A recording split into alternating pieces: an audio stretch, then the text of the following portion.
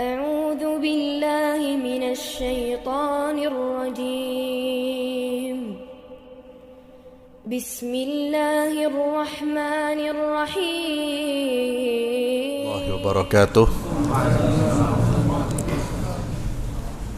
الحمد لله رب العالمين والصلاة والسلام على أشرف الأنبياء والمرسلين نبينا محمد وعلى آله وصحبه أجمعين وبعد. Para hadirin jamaah salat maghrib Masjid Syafi'i yang saya muliakan, masih melanjutkan pembahasan yang kemarin atau minggu yang lalu terkait dengan al-jud was-sakha, kedermawanan, sifat dermawan atau murah hati atau ringan tangan. Ringan tangan di sini artinya suka memberi, bukan dalam pengertian yang negatif.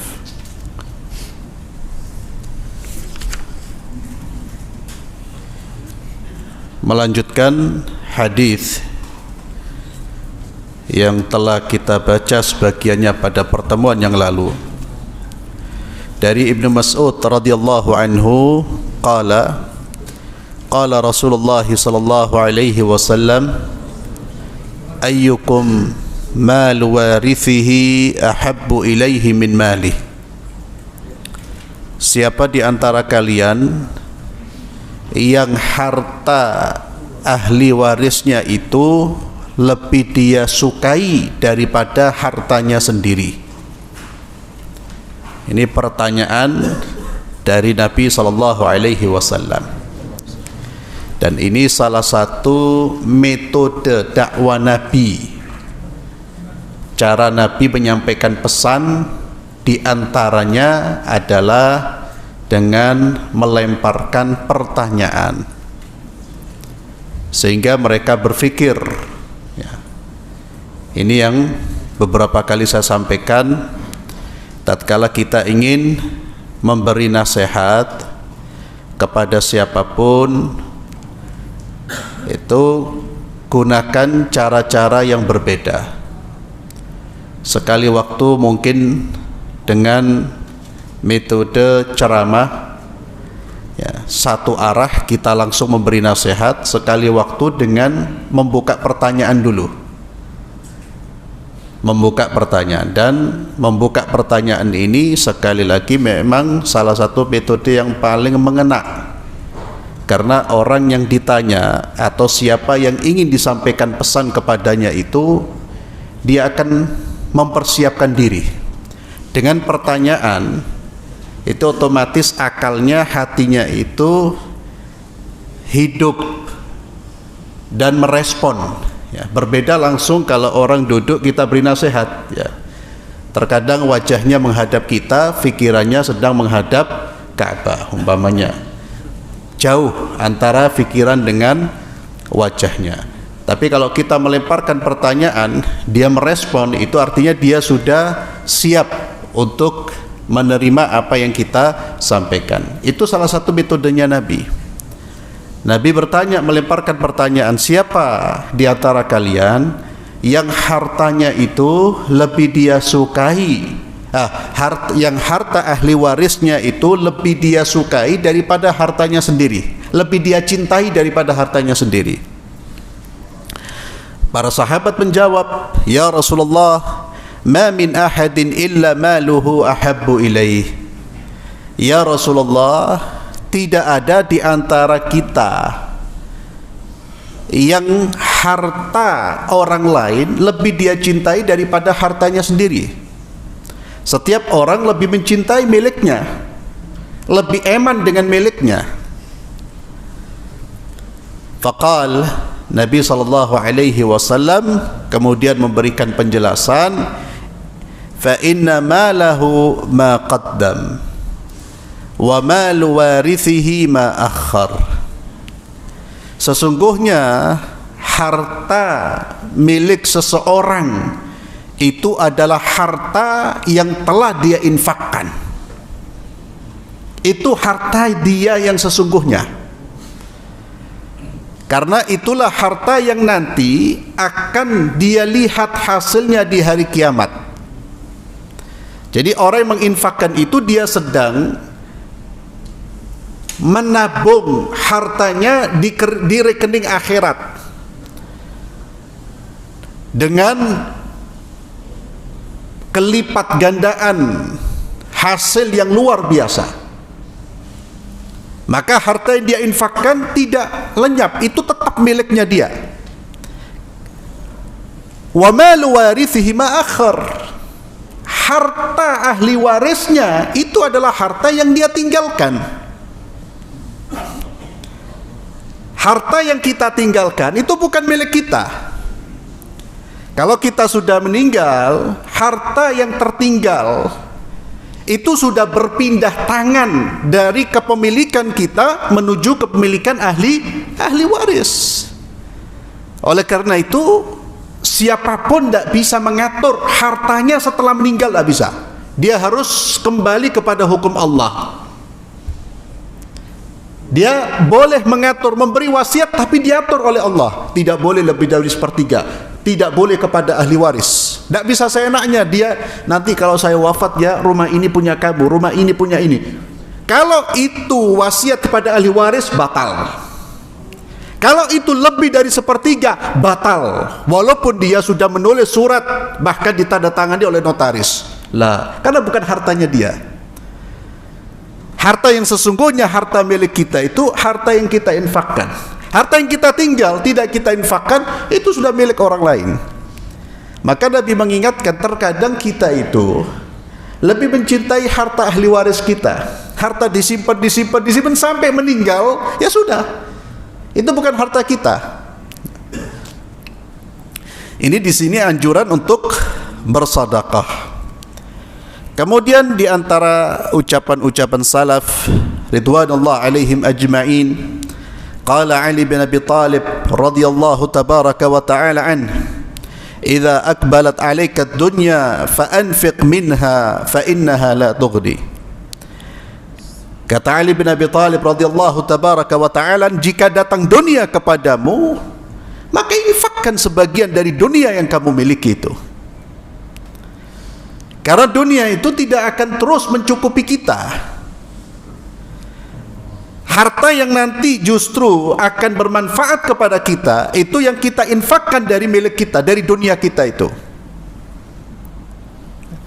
Wa idza adbarat anka fa anfiq minha fa innaha la tabqa. Atau fa innaha la tubqi. Jika dunia itu meninggalkan dirimu, artinya bukan orang yang kaya raya, bukan orang yang berharta, tetap infaklah. Infakkan hartamu di jalan Allah subhanahu wa ta'ala. Karena dunia ini tidak akan tetap, tidak akan abadi. Yang abadi yang mana? Yang milik kita. Orang tidak punya harta, tidak punya harta itu bukan berarti sama sekali ya. Dia masih ada harta sedikit, infakkan sesuai dengan kadarnya. Sesuai dengan kadarnya. Bahkan Nabi mengatakan satu butir kurma itu diberi pahala oleh Allah, bahkan bisa menyelamatkan seseorang dari api neraka. Satu butir kurma. Kenapa menyelamatkan? Karena dia tidak punya kecuali hanya 2-3 butir.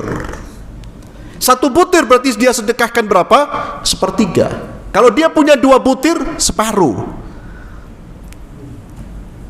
Jangan melihat kuantitas. Terkadang nilainya besar. Ada orang terkadang infak dia berapa? 2 miliar. Lu banyak padahal hartanya 2 miliar itu seminggu dia dapat. Berapa persen dari hartanya? Mungkin 1% tidak sampai. Tapi ada orang infak 10 juta, ternyata itu sepertiga hartanya. Mana yang lebih besar? 10 juta. Maka persentase yang dilihat. Orang infak 20 miliar, 30 miliar itu sudah bagus. Tapi jangan dianggap itu yang mengalahkan yang 10 juta. Bisa jadi 10 juta lebih banyak. Ternyata 10 juta itu berapa persen dari hartanya yang keluar? 10 miliar, nggak sampai 1% hartanya keluar. Ada orang yang infaknya miliaran karena hartanya tidak terhitung. Ya. Ngeluarkan puluhan juta, 100 juta, 200 juta, 300 juta, itu kayak kita orang ngeluar duit parkir. Ada orang-orang seperti itu. Maka jangan meremehkan infak kita, sekalipun hanya beberapa rupiah, kalau memang harta kita nggak ada. Jadi hadis-hadis tentang sedikit satu kurma, itu bagi siapa? Bagi orang yang tidak punya kecuali 2-3 butir kurma. Juragan kurma jangan pakai hadis itu, ya. Ente jualan kurma, juragan kurma, lalu infak sedikit. Nabi SAW mengatakan, walau bisyikki tamrah, walaupun 1 tamr, ana sih mending sak kotak. Loh, ada politik yang keliru, ya. Akal-akalan yang tidak tepat. Jadi tempatkan hadis itu, Nabi ngomong sama siapa Nabi itu? Nabi bicara dengan siapa? Dalam konteks apa? Orang tidak punya, kata Nabi, infak kok apa? 1 butir itu bisa menyelamatkan Anda dari api neraka. Kemudian Hasan bin Ali ridwanullah alaihim ajma'in, beliau berkata, al-karam at-tabarru' bil ma'ruf qabla su'al. Al-karam, sifat mulia, itu adalah sifat yang dimiliki oleh seseorang yang nampak dari perbuatan dia memberi sebelum diminta. Wal it'am fil hil, memberi makan dengan harta yang halal. Warra'fatu bisail ma'a badlin nail, dan bersikap lemah lembut terhadap orang yang meminta dengan tetap dia memberi apa yang dia miliki. Itu orang yang dermawan, orang yang punya jiwa karam, memberi sebelum diminta. Dan ini menunjukkan kepekaan. Dia faham, oh fulan, dia beri sebelum orang itu meminta. Kemudian apa yang dia beri dari harta yang halal. Kalau antum mengeluarkan harta dari harta yang haram, daripada saya yukul saya infakkan, ya itu memang seperti itu, seharusnya harta haram dikeluarkan. Tapi jangan sampai infak kita hanya terbatas harta yang haram saja. Harta yang halal kita infakkan di jalan Allah. Harta yang haram itu kalau sekarang apa? Bunga riba, ya. Orang kan banyak menaruh uang di bank, ya karena memang banyak orang yang harus berurusan dengan bank-bank konvensional, ya. Orang pebisnis, dia punya bisnis yang luar biasa, ya, bergeraknya di bank-bank konvensional, maka bunga-bunga ini jangan sampai kemudian diambil atau dibuatkan bayar pajaknya dia, dibuatkan bayar listriknya dia, lah, tidak boleh. Untuk kepentingan dirinya tidak boleh, itu uang sampah, itu dibuang di sampah, tapi dibuangnya jangan di sampah sungguhan lah, ya. Berikan kepada orang yang membutuhkan, atau untuk membangun fasilitas-fasilitas umum, atau boleh memberikan kepada orang yang membutuhkan. Orang yang membutuhkan, dia mendapatkan harta dari halal, yang haram itu yang punya, urusannya dia dengan hartanya. Tapi orang yang menerima, tidak ada urusan dia. Itu yang saya maksud memberi harta yang haram. Jangan sampai yang haram saja, bunga-bunga ini tok dikeluarkan kemudian diinfakkan, apalagi dianggap zakat, lah mayajus, tidak boleh. Itu dianggapnya daripada dibuang kemana, ya berikan aja, nggak ada nilainya. Karena ketika seorang menginfakkan hartanya dengan harta yang haram, itu tidak diterima oleh Allah Subhanahu wa taala, dalam pengertian tidak diberi pahala. Tidak diberi pahala. Yang diberi pahala adalah harta yang kita infakkan yang halal. Itu yang diberi pahala. Kemudian Al-Imam Hasan Al-Basri rahimahullah berkata, masakha, apa itu kedermawanan, kemuliaan jiwa? Beliau mengatakan, anta juda bimalik fillahi azza wa jalla, engkau berkorban dengan hartamu di jalan Allah Subhanahu wa taala. Kemudian Sufyan bin Uyainah rahimahullah berkata, "Mas-sakha," ketika dia ditanya apa itu dermawan, yakni ini ungkapan-ungkapan dari salaf, apa itu kedermawanan. As-sakha'ul birru as-sakha al-birru bil ikhwan wal judu bil mal. Orang yang dermawan, orang yang punya jiwa mulia itu berbuat baik dengan kawan-kawannya dan dermawan dengan hartanya. Kita ini berkawan, entah kita menjadi orang yang dermawan atau orang yang bakhil, orang yang memberi manfaat atau orang yang mengambil manfaat, dan yang lebih parah orang yang memanfaatkan kawannya. Itu yang paling parah, itu orang yang paling berat. Ya, berat dalam pengertian orang yang memang punya jiwa yang buruk. Berkawan kepada fulan karena saya bisa dapat manfaat dari sini. Berkawan dengan alan karena saya bisa dapat manfaat dari sini. Dia tidak melihat iman, dia tidak melihat takwa. Yang penting iki iso dimanfaat nopon ndak. Itu manusia-manusia yang buruk jiwanya. Kemudian Abu Hatim rahimahullah berkata, ajwadul jud man jada mimalih. Orang yang paling dermawan itu orang yang dermawan dengan hartanya. Karena kedermawanan itu bisa dilakukan dengan tenaganya, dengan fikirannya, dengan hartanya. Orang tidak punya harta, dia punya tenaga, dia bantu saudaranya. Ada hal-hal yang memang dibutuhkan, dia dibutuhkan tenaganya, dia pun membantu. Loyal, bukan dengan hartanya, tapi dengan tenaganya, dengan fikirannya. Itu juga termasuk jiwa yang mulia.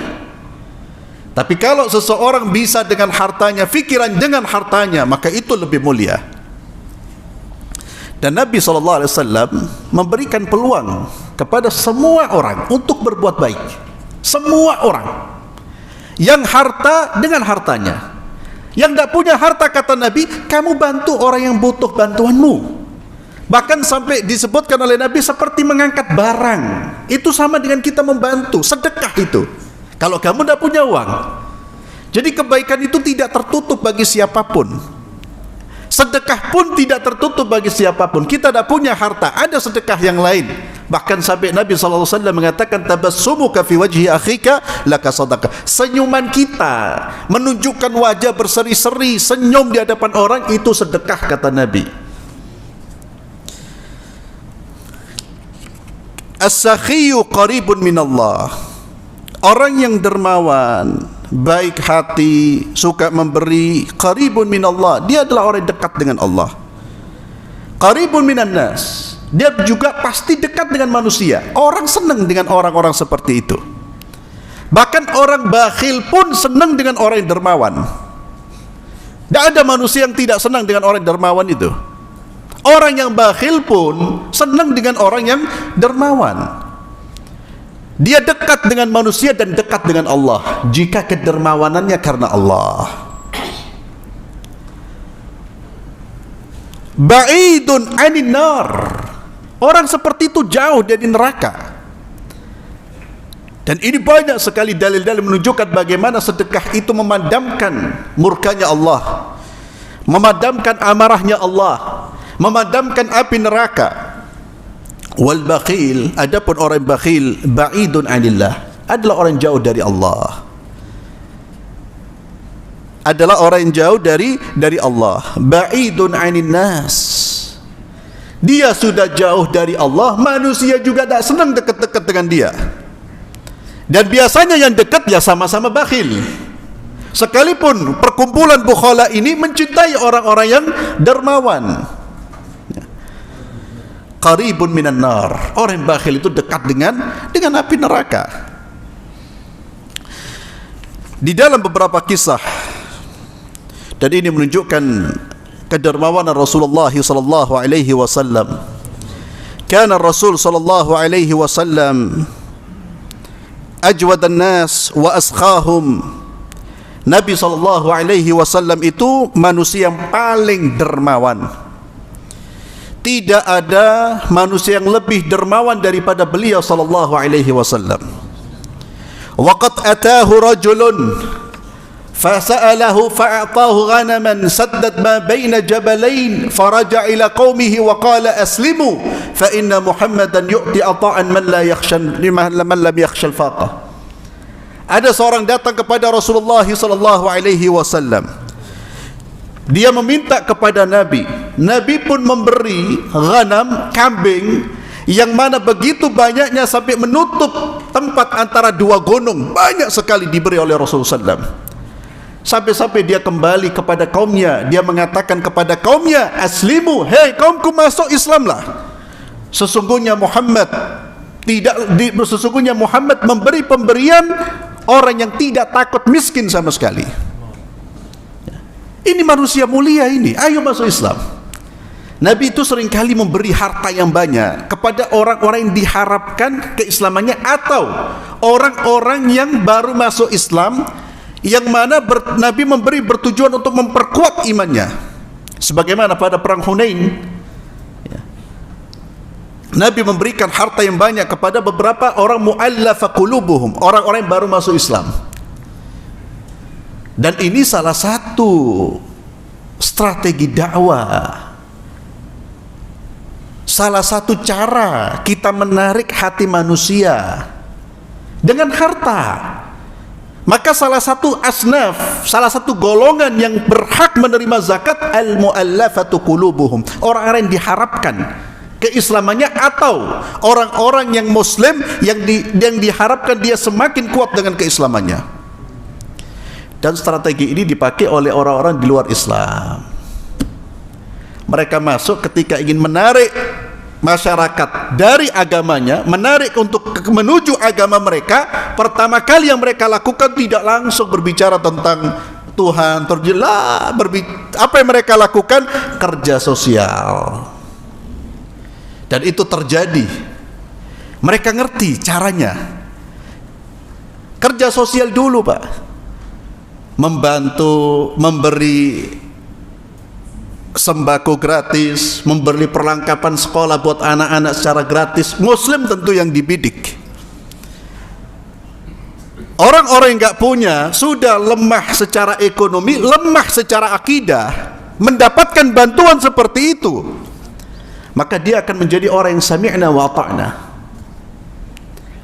Dimasuki melalui apa? Kerja sosial dulu. Baru setelah itu baru sedikit demi sedikit mulai dimasukkan ideologinya, pemahamannya.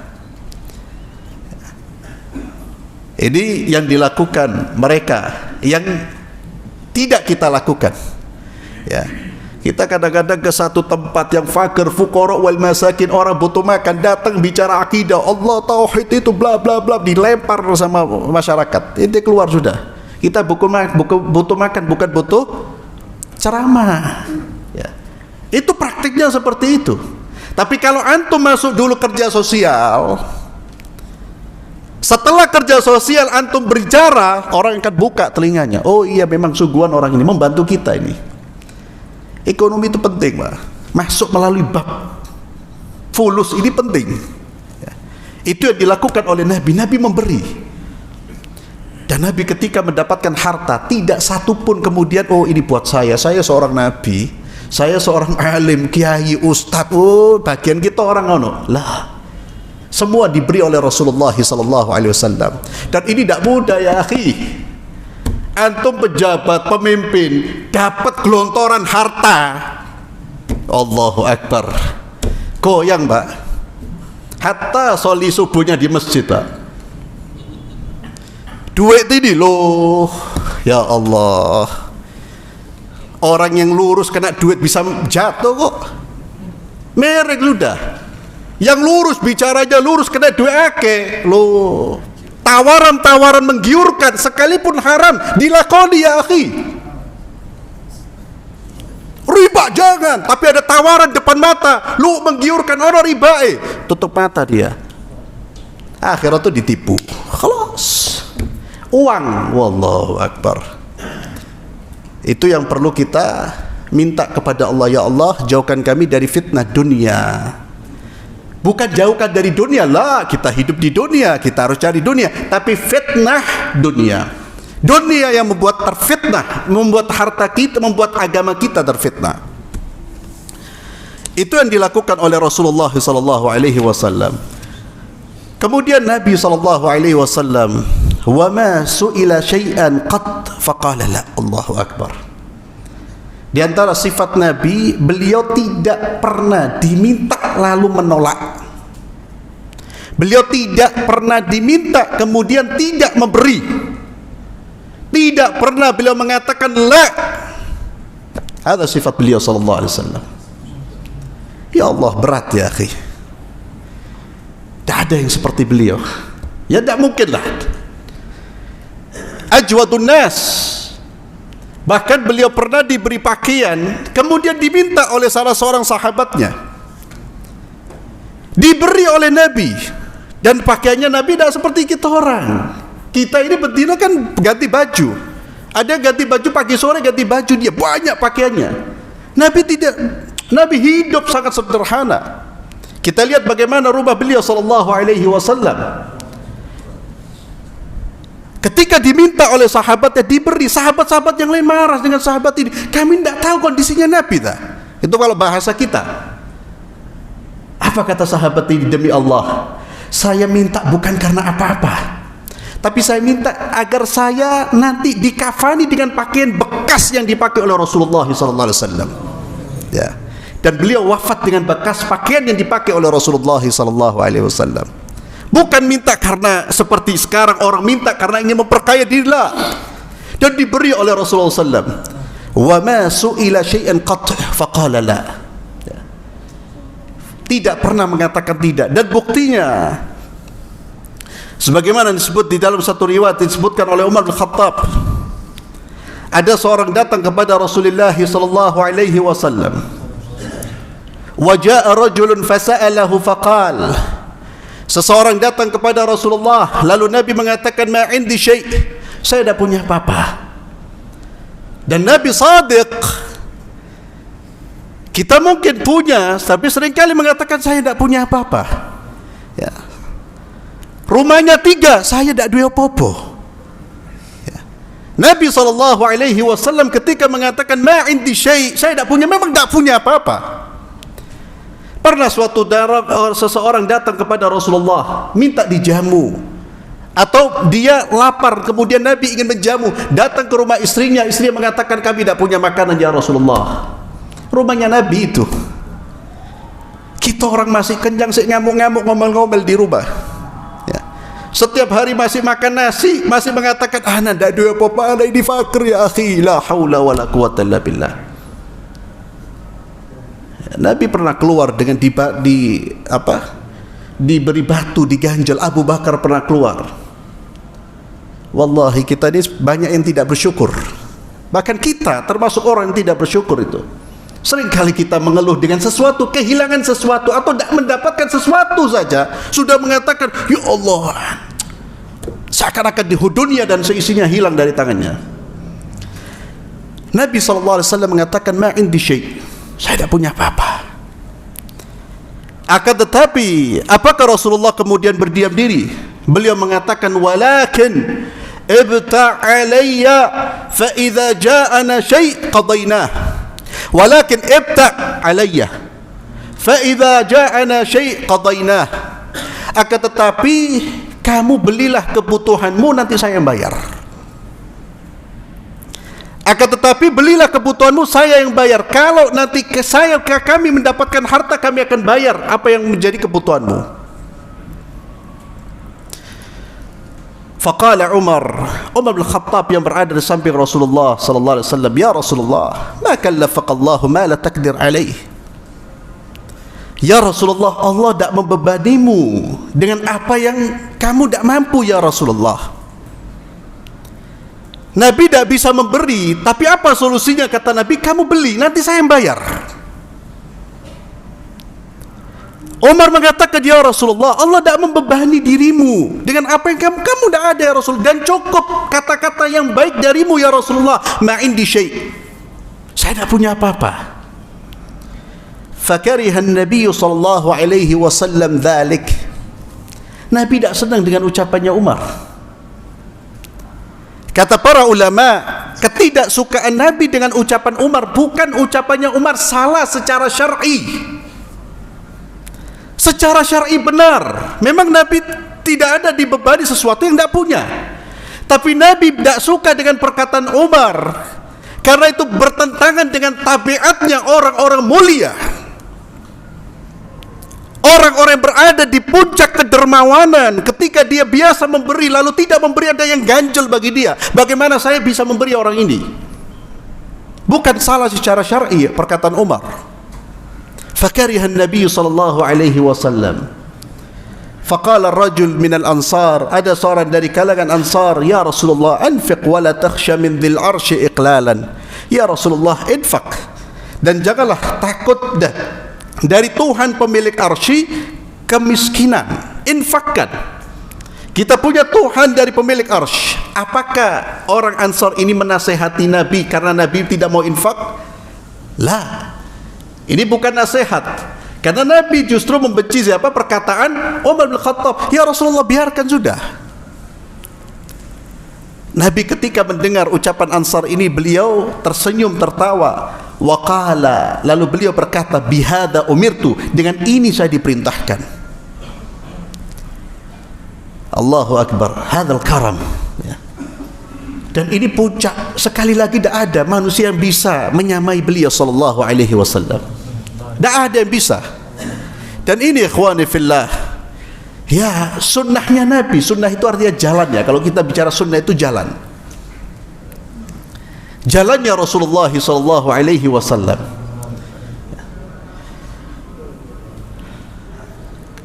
Bagaimana dengan para sahabat-sahabat beliau?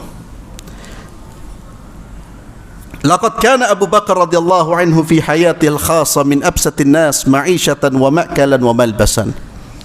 Abu Bakar radhiyallahu tabaraka wa ta'ala an, orang yang paling mabsut, min absatin nas, orang yang punya kekayaan, yang hidupnya ya, dia termasuk orang yang berharta, orang yang berkecukupan secara materi, makanan, minuman, pakaian.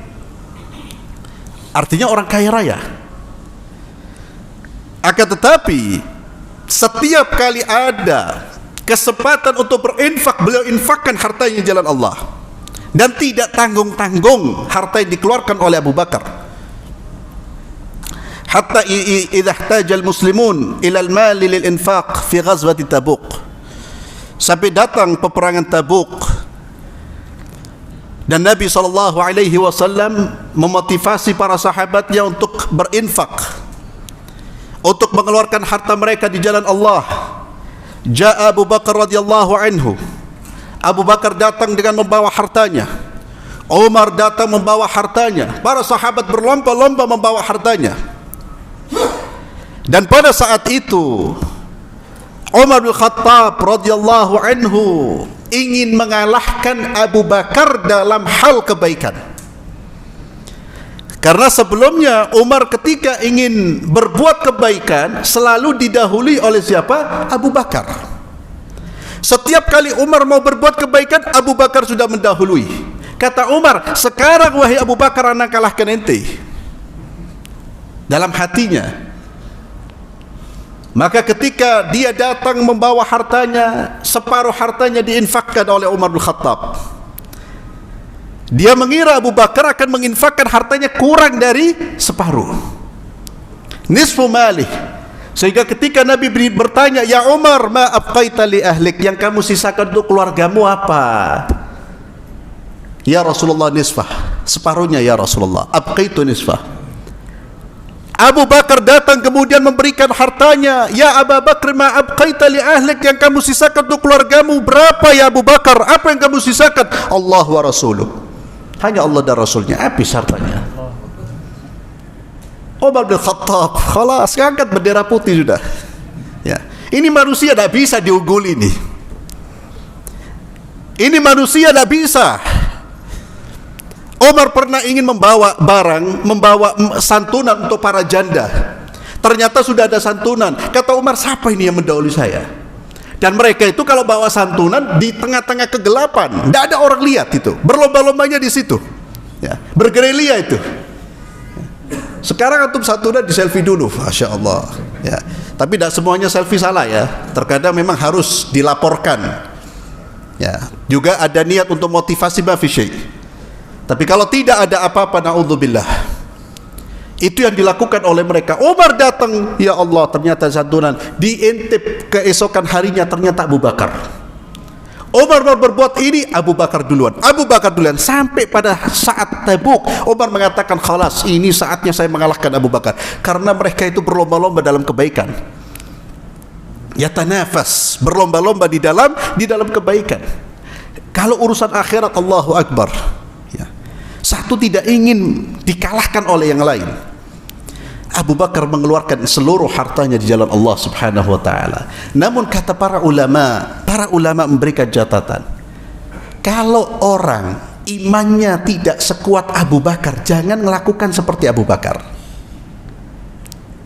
Saya mau niru Abu Bakar, tak infakno kabeh. Setelah itu geblak dia, stroke dia. Kepikiran, ya Allah. Satu, kalau imannya tidak seperti Abu Bakar, tidak ada syarat, tidak ada anjuran. Kenapa Abu Bakar diterima? Karena Rasulullah tahu siapa Abu Bakar ini. Ini imannya kal jabal. Keyakinan dia dengan Allah itu sudah tidak ada celah untuk membuat ragu. Dia yakin dia pasti akan dapat harta lagi. Ini kan orang memberi atau tidak soal keyakinan, soal iman. Kita ini kenapa minal bukhala? Karena memang iman kita masih rendah. Iman kita masih rendah dan susah. Itu harus didorong oleh iman itu. Maka kata para ulama, kalau iman anda tidak seperti imannya Abu Bakar, jangan niru Abu Bakar. Ya. Atau kalau keluarga anda tidak seperti keluarganya Abu Bakar, jangan niru Abu Bakar. Perang sama bocah di rumah, perang sama istri, lo hartamu tak infak lo sudah. Bismillah sudah, belayu dia. Ya. Jadi kalau keluarga kita tidak seperti keluarganya Abu Bakar, khalas. Ya. Tapi tidak ada insya Allah, ya Allah. Bukan kita suudzon ya. Anak pribadi ya akhi. Mikir sampai kapan kita orang iso infakno harta? Kira-kira sampai kiamat tak sampai? Akhi. Maka Abu Bakar radhiyallahu anhu manusia terbaik pasca wafatnya Rasulullah sallallahu alaihi wasallam. Karena yang terbaik para nabi dan para rasul, yang terbaik dari para nabi dan para rasul adalah Sayyiduna Muhammad sallallahu alaihi wasallam. Setelah mereka Sayyiduna Abu Bakar. Maka tidak ada orang yang mencela, membenci Abu Bakar, Umar kecuali munafik tulen. Khalas, tak perlu berdebat, tak perlu berbicara lagi. Kalau ada orang kemudian mencela Abu Bakar, menghina Abu Bakar, dia tidak mungkin seorang mukmin berdasarkan hadis Rasulullah sallallahu alaihi wasallam. Lempar orang-orang seperti itu, Pak. Jauhkan dari komunitas Islam itu.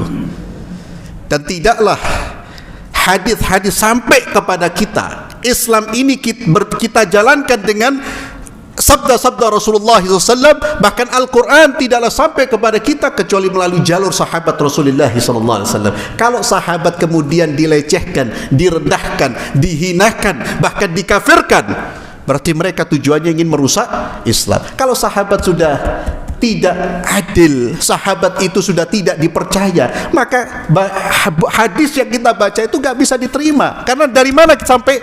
Dari para sahabat Rasulullah sallallahu alaihi wasallam. Uthman bin Affan pun demikian, ya. Bahkan di zaman Umar bin Khattab radhiyallahu tabaraka wa ta'ala, ketika musim paceklik dan kesulitan ekonomi, Pak, itu terjadi di zaman Sayyidina Umar. Uthman bin Affan radhiyallahu anhu, dia mendatangkan harta dari Syam, kafilah, segerombolan unta yang jumlahnya 1000 unta. Dia datangkan dari Syam. Uthman ini tidak tahu bahasa yang paling puncaknya apa, miliarder atau apa, bilioner atau apa itu.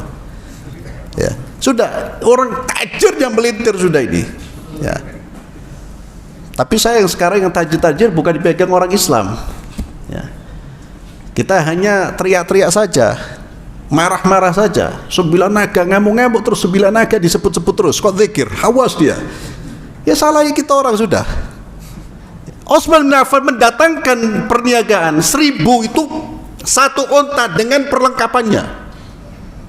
Tujarul Madinah, pedagang-pedagang Madinah datang kepada Utsman. Mereka datang untuk membeli. Membeli untuk apa? Membantu. Bukan datang untuk disimpan, dijual lagi dengan harga mahal seperti orang-orang licik. Orang-orang yang ihtikar, yang memanfaatkan kondisi untuk apa? Untuk mendapatkan keuntungan dan melemahkan kondisi ekonomi masyarakat, manusia-manusia buruk. Mereka pedagang ini datang untuk berlomba-lomba membeli agar mereka berlomba-lomba bisa infak. Banyak manusia yang jatuh ekonominya, masuk paceklik. Datang para pedagang Madinah. Ya Utsman, berapa kamu beri harta ini? Kamu mau berapa, kata Utsman? Kamu mau ngasih keuntungan saya berapa? Si fulan mengatakan demikian, kata Utsman, lah, ada yang lebih tinggi. Si fulan mengatakan, ya Utsman, saya naikkan, saya akan memberikan keuntungan dari satu unta ini sekian, kata Utsman, ada yang memberi lebih tinggi. Terus para pedagang itu sampai terakhir tidak ada pedagang lain. Ya Utsman, habis pedagang Madinah, tidak ada di antara kita. Kan engkau mengatakan ada yang ngasih lebih tinggi, ada yang ngasih lebih tinggi. Siapa ya Utsman? Kata Utsman bin Affan radhiyallahu tabaraka wa ta'ala, Allah. Ushhidukum, kata Utsman, saya menjadikan kalian sebagai saksi, anni bi'tuha lillah, saya jual semua ini kepada Allah subhanahu wa ta'ala. Wa annaha sadaqatun 'alal muslim, semuanya sedekah untuk kaum muslimin. Dan ini bahasa, ikhwani fillah, bahasa yang patut kita renungkan. Orang yang sedekah memberi, dia sedang menjual kepada siapa? Allah. Allah yang memiliki langit dan bumi, sahibul arsh, dzul arshil azim. Kita masih ragu dibayar dengan lebih. Kita terkadang percaya dengan manusia, kita berani bisnis dengan manusia. Karena apa? Karena kita yakin fulan akan memberikan keuntungan. Dengan manusia kita yakin, dengan Allah terkadang kita tidak yakin. Makanya Nabi SAW mengatakan, wassadaqatu burhan. Kata Nabi, sedekah itu burhan, bukti keimanan anda. Utsman bin Affan radhiyallahu anhu mengatakan, bi'tuha lillah, saya jual ini semuanya kepada Allah, semuanya sedekah untuk kaum muslimin. Maka hartanya tidak pernah habis Utsman ini. Datang dihabiskan, muncul lagi, dihabiskan, muncul. Seperti demikian Abu Bakar As-Siddiq, Abdurrahman bin Auf. Ma naqasat sadaqatu min mal. Sedekah itu tidak akan mengurangi harta seseorang. Utsman bin Affan radhiyallahu tabaraka wa ta'ala, hadza ya akhi, sahabat ya Allah yang punya kebaikan yang luar biasa. Bahkan dua putrinya dikawin oleh siapa? Putri Rasulullah SAW dikawin oleh Sayyidina Utsman. Bukan langsung, sekali satu, kemudian meninggal, dikawin lagi oleh Utsman. Lalu sekarang ada manusia mencela Utsman. Hati-hati. Antum baca sejarah, hati-hati. Jangan sampai kemudian kita membaca sejarah lalu kemudian berani mengkritik dan mencaci maki para sahabat, di antaranya Utsman bin Affan. Naam, Utsman bin Affan bukan manusia yang terlepas dari kesalahan. La. Tidak ada manusia maksum kecuali Sayyidina Muhammad sallallahu alaihi wasallam. Tapi mereka, kesalahan mereka itu ya Allah, tidak ada bandingannya dengan kebaikan yang mereka berikan. Bahkan bukan infaknya, kebersamaan mereka dengan Rasulullah SAW, beriman kepada Nabi, membela Nabi, itu sudah menggugurkan semua kesalahannya. Belum lagi infak mereka, jihad mereka, hijrahnya mereka. Lalu ada manusia-manusia berhati, ya Allah, na'udzubillah, ada berhati syaitan mereka, mencela Sayyidina Utsman. Sayyidina Utsman membagi-bagi harta kepada keluarganya, kepada keluarganya, membagi jabatan kepada keluarganya. Ya akhi, man anta? Tak punya malu. Ya. Kalau dia mengaku seorang muslim, dia tak punya malu. Kalau dia bukan muslim, memang tujuannya seperti itu, merusak kehormatan para sahabat Rasulullah sallallahu alaihi wasallam. Hada Utsman ibn Affan. Dan demikian pula ikhwani fillah azzalallah, yang terakhir ada seorang sahabat Rasulullah sallallahu alaihi wasallam, ya, disebutkan ada yang mengatakan Abu Aqil atau Ibnu Aqil. Dia datang kepada Rasulullah sallallahu alaihi wasallam, dia hanya punya dua harta, dua sa'. Dia datang kepada Nabi, dia mengatakan, ya Rasulullah, ini 1 sok buat keluarga saya, ini 1 sok buat infak. Berarti berapa persen hartanya diinfakkan? 50%. Itu hasil dari kerja kerasnya dia. Seorang buruh biasa, kalau bahasa kita, pegawai biasa. Dia datang kepada Rasulullah, separuh hartanya diinfakkan, separuh buat keluarganya. Dan memang kita kalau punya harta yang pertama kali untuk keluarga dulu. Kalau mau infak, kerabat terlebih dahulu. Kemudian Nabi SAW mendoakan sahabat ini. Ternyata sahabat ini dicibir oleh orang-orang munafik. Tak butuh Allah harta segini. Ini berapa hartanya? Ketika ada orang kaya berinfak, mereka mencibir. Oh, ini infak riyaan wa sum'ah. Kalau ada orang-orang seperti ini infak dengan harta yang sedikit, Allah tidak butuh. Ini harta sapiro. Dan memang seperti itu orang munafik. Orang yang punya jiwa munafik itu gemar komentar. Munafik itu komentator tapi nol perbuatannya. Komentator tapi kontribusinya terhadap Islam nol. Ada orang berbuat ini dicela, orang berbuat itu dicela, bahkan sampai menuduh niat-niat kaum muslimin. Dan memang kerjaannya seperti itu. Ini ikhwani fillah azzallahu wa iyyakum, yang memang kalau kita lihat bagaimana Rasulullah sallallahu alaihi wasallam prakteknya ya, para sahabat, memang kita masih jauh. Kita masih jauh, kita akui itu. Kalau ibaratnya di kelas-kelas itu ya, di sekolah itu, kita ini masih kelas berapa? Kelas 1 SD dalam soal kebaikan. Masih jauh ya. Jadi di luar jangan seperti salafus saleh kita ini, ya. Jangan seperti salafus saleh hanya karena pakai kopiah terus pakai jubah terus salafus saleh. La ya akhi. Pakaian hadza Abu Jahal bil jubbah ya akhi. Abu Lahab sama. Akhlak, kedermawanan, kebaikan, berpegang teguh dengan kebenaran dan disertai dengan akhlak, bukan dengan arogan, dengan kebencian. Disertai dengan qiyamul lail, disertai dengan infak. Itu salafus saleh. Terkadang kita baru ya berpenampilan Islami sudah ya Allah, melihat orang dengan kacamata perendahan. Ya Allah. La ya akhi. Ini salafus saleh dan memang jauh. Akan tapi sering saya ulang. Ini kita menceritakan Abu Bakar, memang ya Allah, sekarang ada yang protes ke kita. Ustaz, lek cerita tuh dukur-dukur Ustaz. Ya salah. Ya, kedukuran Ustaz Abu Bakar itu Ustaz. Kedukuran, memang kedukuran. Kita melihat orang yang dukur saja seperti ini kondisi kita. Lah kalau diceritakan pada BNT lo tambah garu-garuan. Ya. Tidak apa-apa, cerita yang dukur-dukur tidak apa-apa. Yang penting fakta, satu. Yang kedua, tujuannya apa? Satu, kita lebih mencintai mereka. Yang kedua, kita termotivasi untuk berbuat lebih dari kondisi kita. Loh, sahabat kok gini, aku sih sama ini, tak tingkat no. Yang ketiga, agar kita semakin cinta kepada mereka. Kenapa? Di hari kiamat orang-orang yang dikumpulkan bersama dengan orang yang dicintai. Nabi SAW bersabda, al-mar'u ma'a man ahbabta yawmal qiyamah. Seorang akan dikumpulkan di hari kiamat bersama dengan orang yang kita cintai. Mudah-mudahan Allah Azza wa Jalla mengumpulkan kita bersama Rasulullah dan para sahabat beliau sallallahu alaihi wasallam. Kita akhiri dengan doa kafaratul majlis. Subhanakallahumma wa bihamdik, asyhadu an la ilaha illa anta astaghfiruka wa atubu ilaik. Assalamualaikum warahmatullahi wabarakatuh.